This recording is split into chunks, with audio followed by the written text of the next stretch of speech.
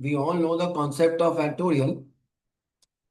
That is, if the value of a number whose factorial to be found is 5, it means it should go from 1 till 5 and multiply all numbers and should store the result in a variable called as anything, like I'm naming it as f. So for, let me have I as 1, reinitializing, I less than equal to 5. Right now it is, the value of 5 is stored in n, incrementing the value of I. F is my resultant variable, which is storing I. So all the values of I, starting from 1, going till 5, are stored in a variable called as F. And printing outside over here like this. So system out of println, factorial of n is stored in F.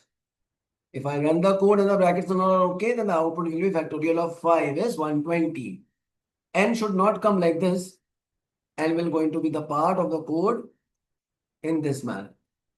Adjusting the space so that after of and before is also there should be a space.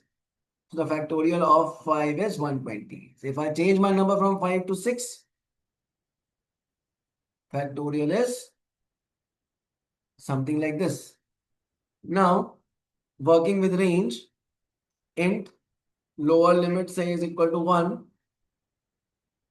upper limit say is equal to 7. So executing the loop of x, I can always write int x here also. X is equal to lower limit, x less than equal to upper limit. X will increment its value starting at this place. Now n should have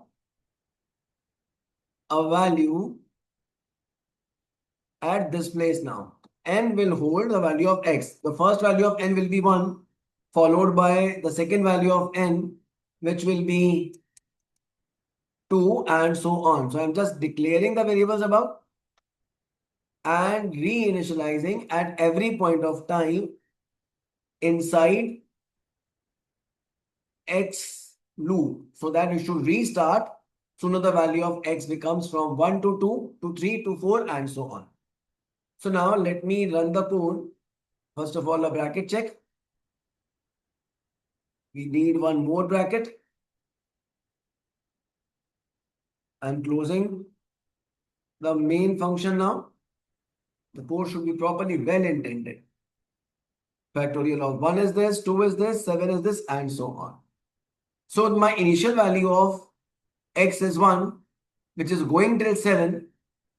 So the first value of x is 1. The loop will run from 1 to 1.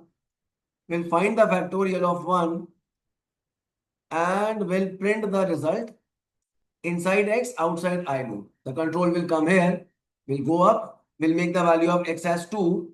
Now n, new value of n will be 2. And this will override. New value of f once again will be 1.